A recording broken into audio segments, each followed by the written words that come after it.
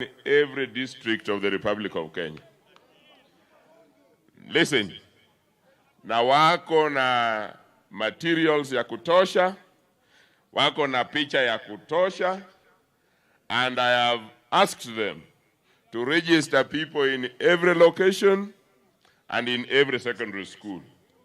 I'm talking to them even as I talk now. The next thing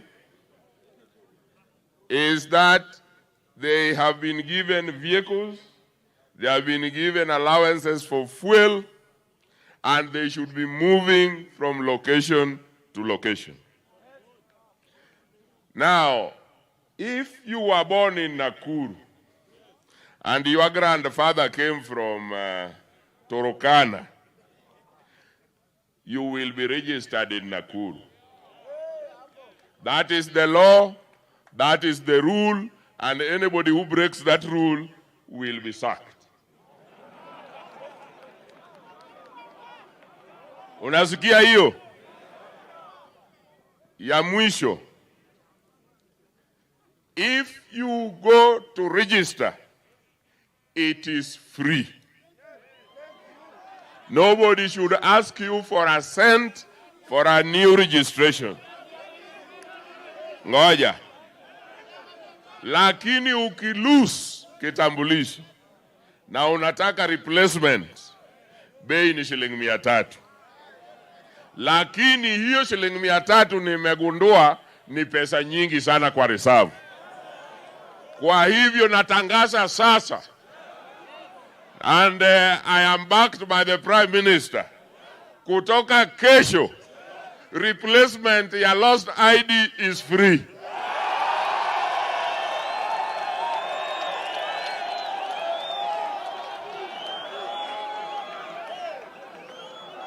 Niseme hivi, it is only free between now and December.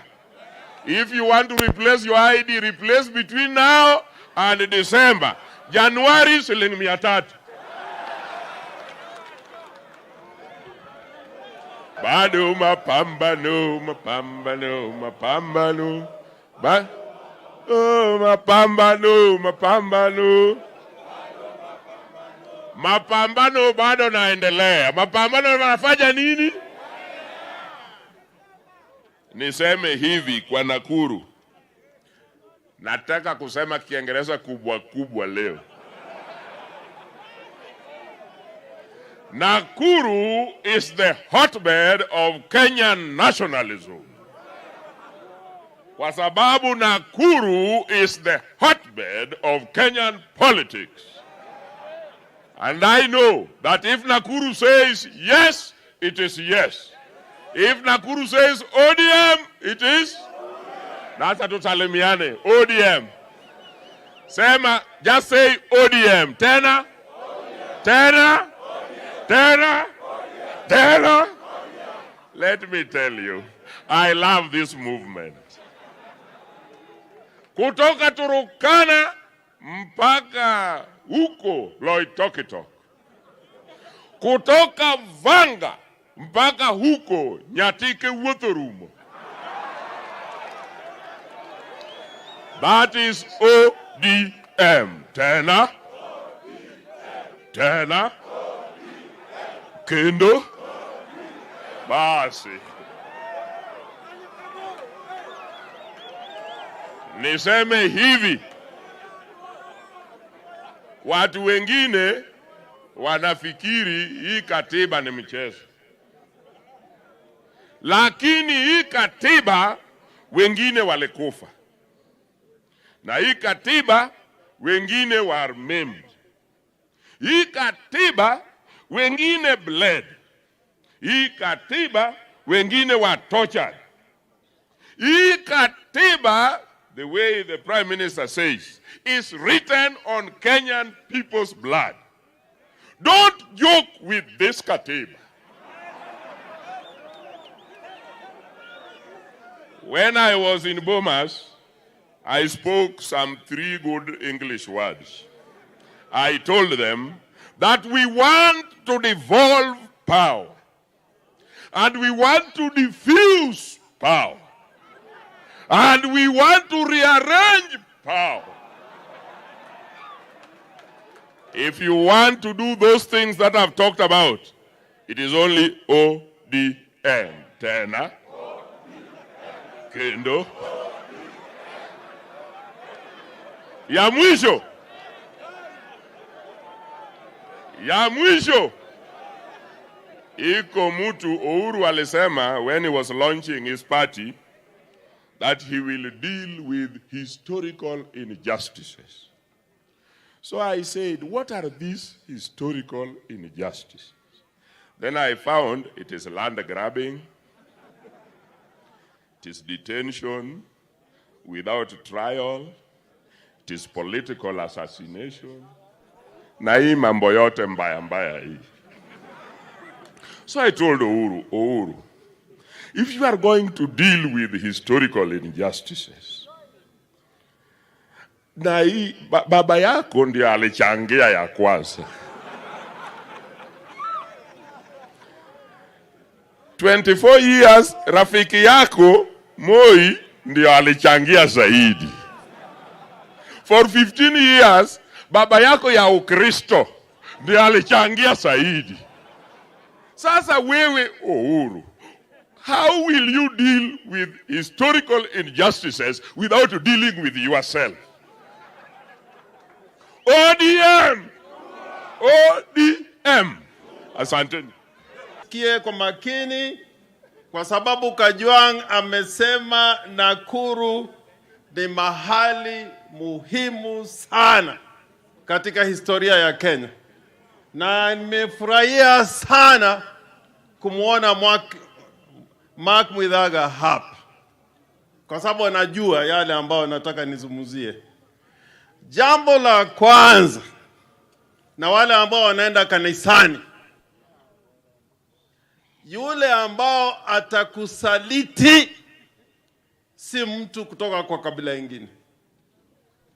Ukiangalia ile historia ya Abel and Cain katika Biblia, walikuwa ni ndugu. And who betrayed Cain? It was Abel. Ukisoma Biblia, the story of the Good Samaritan who helped the robber who had been robbed, who was a Jew. It was the good Samaritan. Katika historia ya Kenya, yule alimsaliti Kenyatta ambao alifika kule kwa mahakama was not a Kalenjin. He was not a Luhya. It was somebody called Ronson Macharia. Yeye ndiye alitoa ushahidi dhidi ya Kenyatta. Wakati ambapo Matiba na Rubia walitaka ni wakina nani ambao wanaweza kusimama nao kidete kupigana na serikali ya Khan. Unajua hao wengi walikuwa pale, lakini ilikuwa ni Raila Amolo Odinga ndio alikuwa pale, na Rubia na Matiba wakiwa pamoja. Wakati Kibaki anataka kuwa rais ya Kenya, Uhuru alikuwa pale. Uhuru alikuwa pale. Michuki alikuwa pale. Lakini it was Raila Amolo Odinga alisema Kibaki tosha. So don't be cheated. Kikulacho kiko. Kenya, we must fight tribalism. We must fight tribalism. Mwithaga anaweza kukueleza ni nani alimuua JM Kariuki ni nani, na wakina nani ambao walisimama katika bunge ile.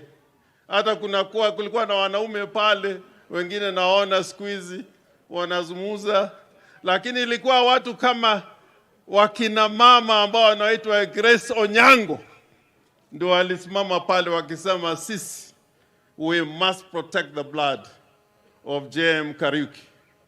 Wakati ambao Ouko aliuliwa, utapata kulikuwa na Wajaluo pale ndani pia. So ukiuchagua mtu kwamba yeye ni kabila yako, hiyo umepiga karata ya kupotea. The land question in Kenya is a big question. The white man removed and dislocated Kikuyus from the central province. When Uhuru came, who went back to those lands?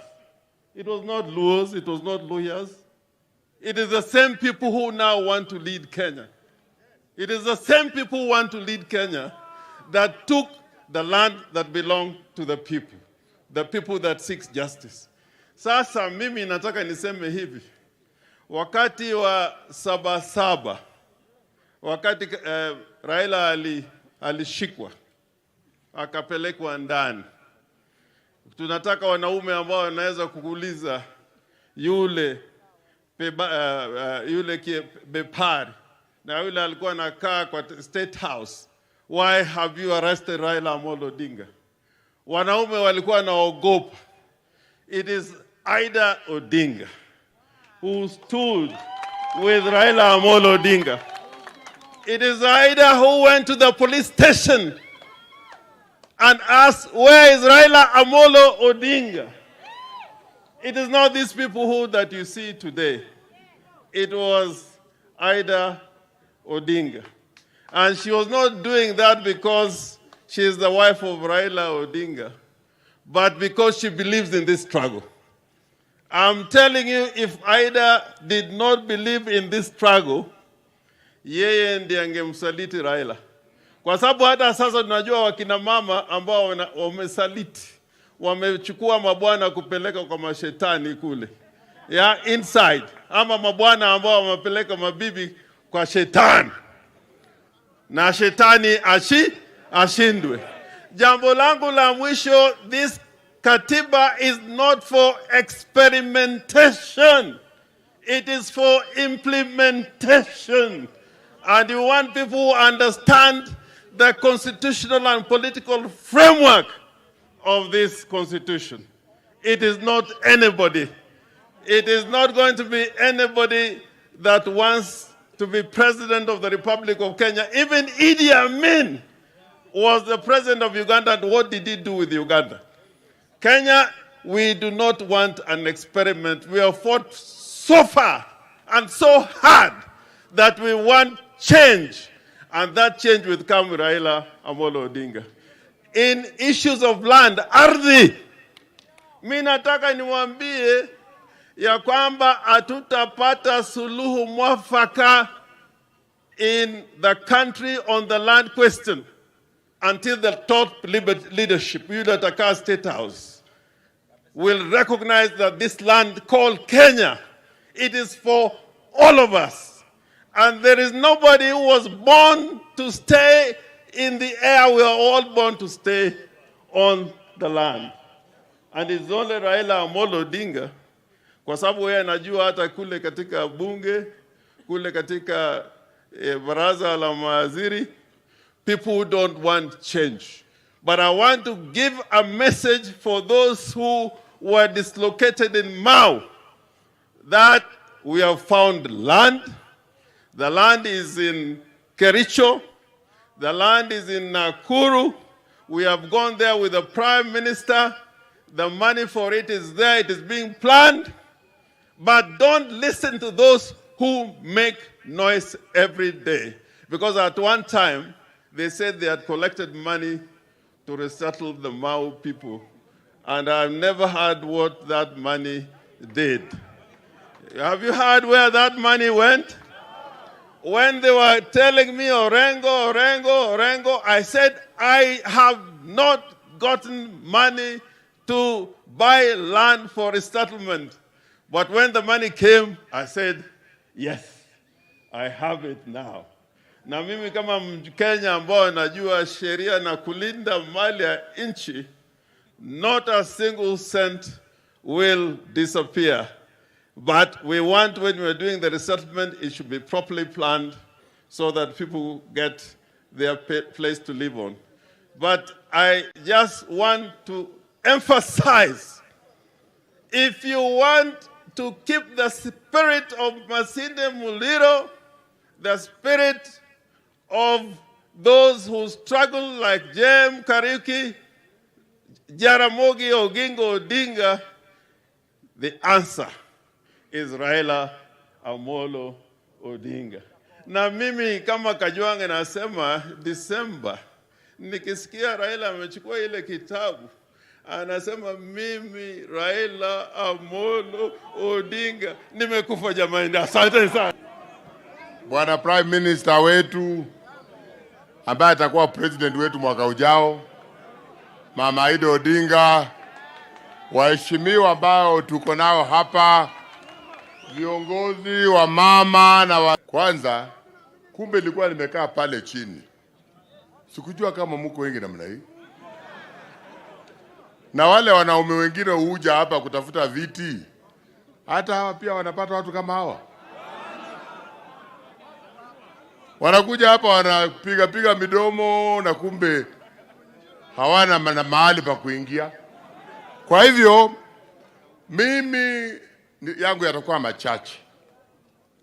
Kwanza, sasa tunaelekea mwaka wa uchaguzi. Na mnajua kuna watu ambao wanatembea umumu wakitaka viti. Ati wanataka kuwa mapresident. Ukitaka kuwa president wa nchi, sio kitu rahisi. Sio kitu rahisi. Sio kitu ambao unafikiria kabila yako peke yake inaweza kukuweka kule. Mimi kama Gumo na support Raila kuwa president wa nchi hii, kwa maana ninajua ni nini anapigania. Raila anania. Akisimama hapa anaweza kukuambia kwa nini anataka kuwa president wa nchi hii. Hawa wengine ni wanaamuka tu ati kwa maana kiti kitakuwa wazi. Hata mimi pia nataka. Wengine pia mabibi zao wanawaambia wenzako wanaenda kusimama, na wewe utasimama lini? Wengine pia wanasema ati kwa maana ya kabila yangu ni watu wengi watanipigia kura. Hiyo mambo ni mambo ambaye haitatusaidia katika nchi hii. Kitu ambayo kimemaliza nchi hii ni hiyo kitu ambayo inaitwa kikabila. Ukabila ndio umemaliza nchi hii. Ukiangalia kule nyuma, hata Kenyatta mwenyewe alipochukua hiki kiti, Mzee Jaramogi Odinga ndiye alisema hatuwezi kupata uhuru kabla Kenyatta hajatoka. Alikuwa Mkikuyu? Jaramogi Odinga alikuwa Mkikuyu? Hapana, semeni. Hata Kikuyu chenyewe hakujua, hata hakuelewa.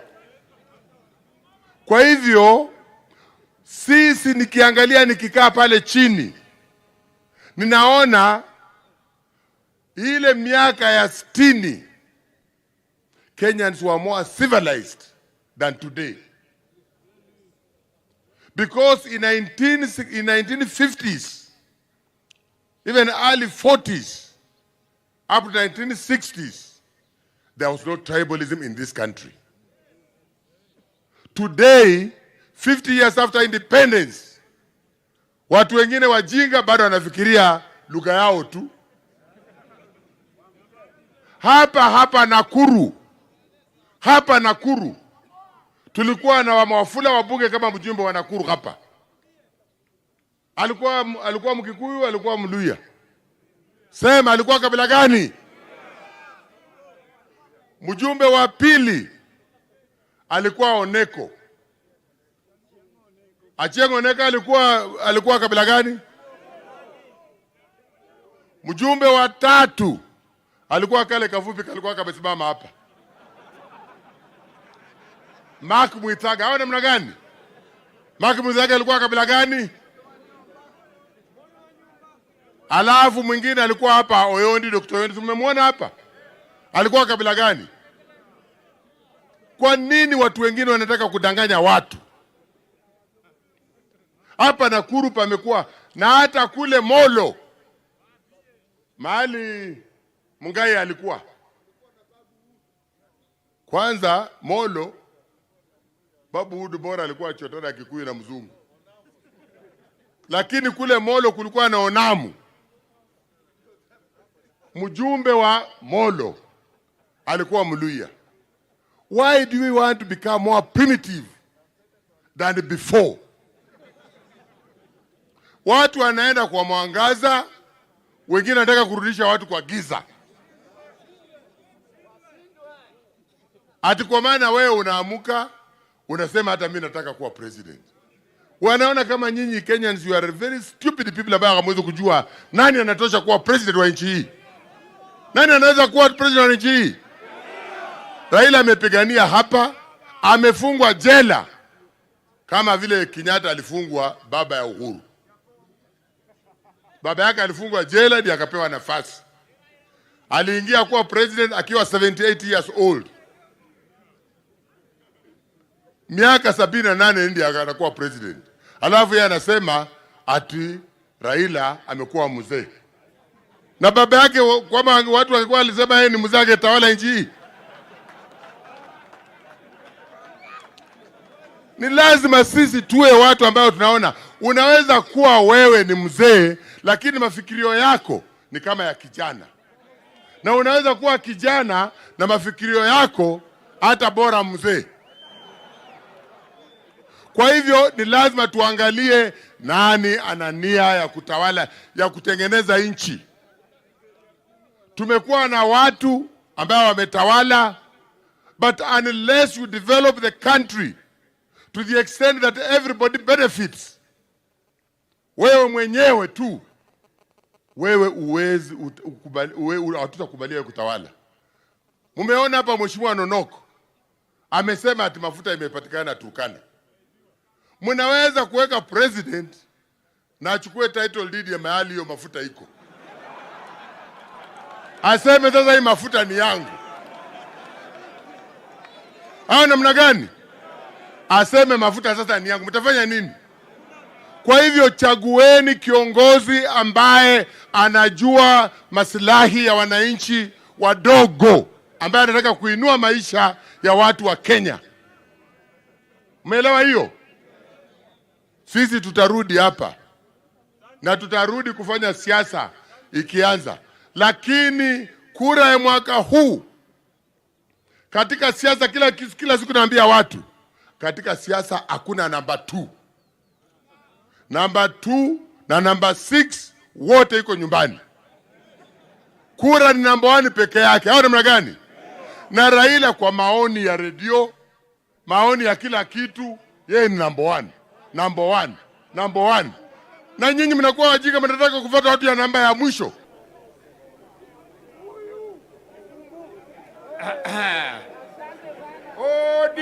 ODM. Nataka kusikia chungwa bana, chungwa.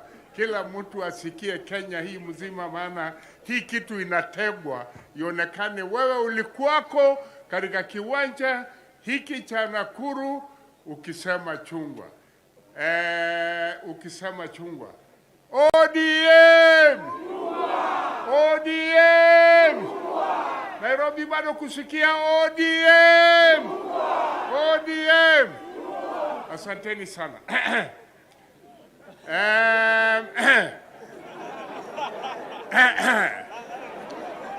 Sasa nataka kusema maneno mawili peke yake. Jambo la kwanza ni kusema kuwa katiba, the constitution, the principal law, the fundamental law ndio msingi wa dunia, ndio msingi wa nchi yoyote, any nation. A constitution ndio msingi wa mambo yote katika nchi yote. Na constitution yani katiba ndio ambayo inashikilia nchi kisheria. Ile constitution ya kwanza ilivunjwa 1964. Haikumaliza hata mwaka. They abrogated it. Mwingereza anasema abrogation. Abrogated. Na watu wawili tu ndio walivunja hiyo katiba. Na ukisoma historia properly utawapata majina, isipokuwa utafukua vitabu zaidi, lakini utawapata. Leo hii ambayo tumetengeneza kwa damu, baada ya vinara wetu kufungwa, baada ya wengine kufa, baada ya wengine kuuliwa, tena sasa inataka kuvunjwa. Kweli rongo? Kweli rongo? Inataka kuvunjwa. Na wale watu hasa ambao wako mbele ya kuvunja ni wale watu ambao walikuwa sasa wanasimama kwa hii katiba kusema tutakwenda kuilinda.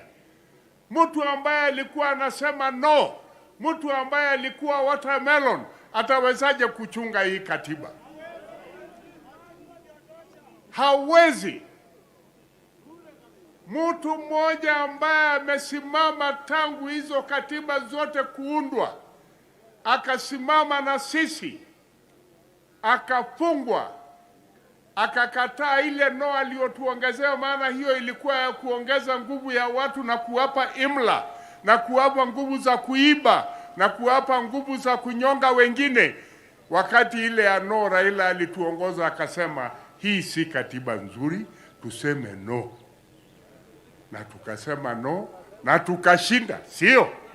Ala, kweli rongo? Si tulishinda? Akasema sasa tuanzishe ingine ambayo katiba hii itaenda mpaka mashinani kukupa wewe mwananchi wa Kenya haki yako ya kuweza kukata shauri ya maisha yako, ya ekonomi yako, ya kila kitu, ya ardhi yako, si ile ambayo ilikuwa inakatwa katika nyumba moja huko Nairobi na watu wawili peke yake. Wakitaka kukunyonga wanaingia huko na kukutoa na kwenda kukunyonga. Ikasemekana hii ni ya ugatuzi. Sasa nawaambieni, komishina hawa wanakuja kufanya nini tena? Na inaonekana wazi kuwa hawako katika katiba. Jaji moja akasema it is illegal and unconstitutional. Sasa wanataka nini tena? Yuko mwingine anajigamba kule anasema watakaa tu, wataendelea tu kukaa. Mupende musipende.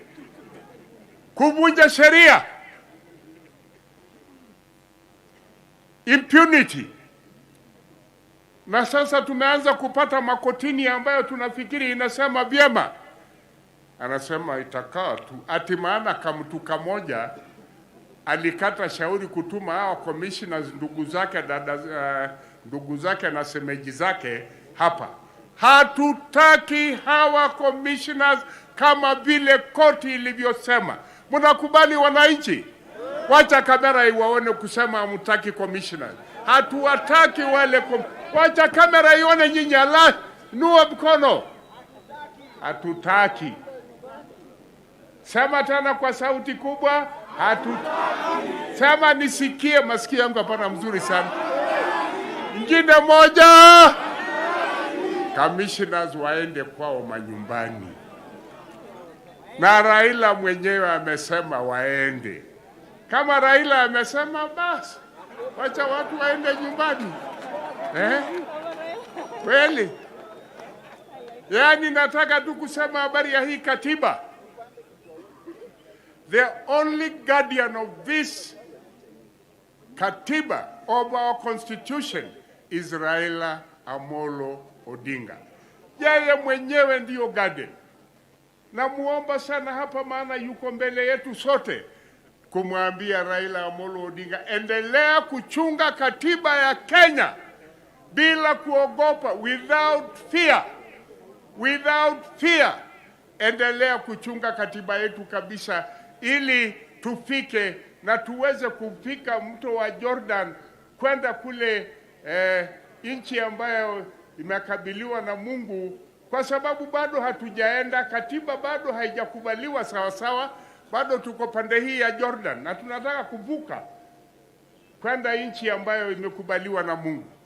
Yaani kitu moja tu ambayo nasema, kwa miaka 5 leo polls zinasema Raila anaongoza. Wakipiga ingine Raila anaongoza. Wakileta poll ingine Raila anaongoza. Kwa nini? Na unajua hata kama hii ni kabila za iko kampuni hizi, unafikiri hao mascientists wanadanganya? Wamejaribu, hata nasikia siku hizi kwa na kuhonga kusema ongeza mimi namba, ongeza mimi namba. Alafu scientists wanasema hapana. Maana yake nini? Ni nyinyi wananchi ndio mnaulizwa. Na kwa miaka hii 5 mumeendelea kusema Raila ndiye atakuwa rais wa nchi hii ya Kenya. Wananchi ndio mnatoa hiyo poll, na ndio inasikika, ikawekwa katika magazeti na katika radio. Yaani nyinyi si mumekata kauli kuwa Raila ndiye atakuwa rais wenu? Mumekata. Nakwambieni, iliyokatwa hapa duniani imekatwa mbinguni. Kweli rongo? Kweli rongo? Iliyekatwa hapa duniani imekatwa kule mbinguni. Yaani kusemaje? Mungu ameweka muhuri ile ambayo mnataka nyinyi. Basi siku ya kura, shika kura yako bwana, na kuweka na kufanya ile ambayo ulikata kauli kuingiza ndani ya debe. Raila Amolo Odinga tip. Raila Amolo Odinga tip. Tena Raila Amolo Odinga tip. Raila Amolo Odinga tip. Raila Amolo Odinga tip. Sasa maana hii ni haki yenu. Basi sasa mumepata vipande, mumepata nini? Ngoja kusema mbele ya sanduku Raila Amolo Odinga.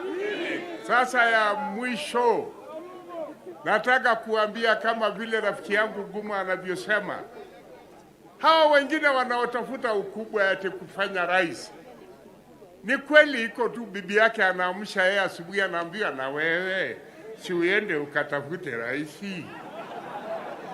ati na sisi tuwe wakubwa twende ile nyumba.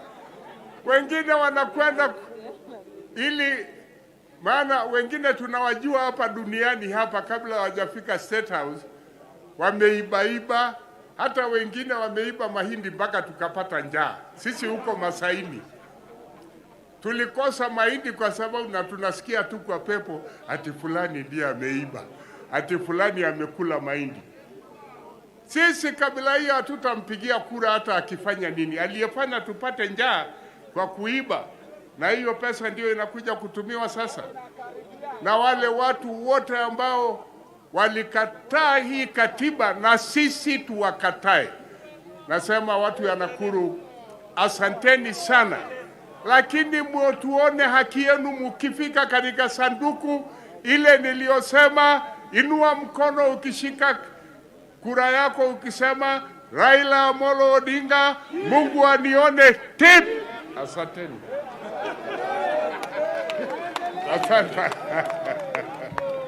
Asante sana mzee. Kufikia 2013 ameshikilia uongozi wa nchi hii Mheshimiwa Raila Amolo Odinga. Wakaaji wa Nakuru, kwanza ningetaka niseme sisi tukiwa wakaaji wa Nakuru na bonde la Ufa